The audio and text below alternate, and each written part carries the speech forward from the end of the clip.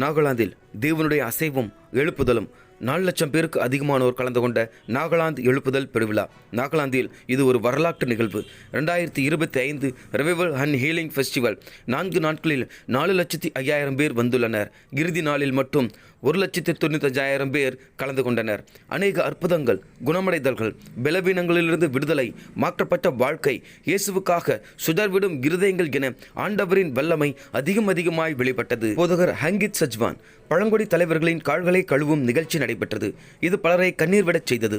பலரும் உடல் மற்றும் மனரீதியான குணமடைவுகளை சாட்சியாக பகிர்ந்துள்ளனர். இந்த மாபெரும் பெருவிழா முடிந்தாலும் எழுப்புதல் இன்னும் தொடர்கிறது. நம்முடைய இந்தியாவில் தேவ பிள்ளைகள் வேதத்திற்கு திரும்பவும், தெய்வீக சுகம், இறைச்செய்தி பரவவும், ஜீவன் தரும் ஆண்டவராகிய இயேசு கிறிஸ்துவை உலகிற்கு காண்பிக்கவும் அழைக்கப்பட்டிருக்கிறார்கள் என்பது குறிப்பிடத்தக்கது.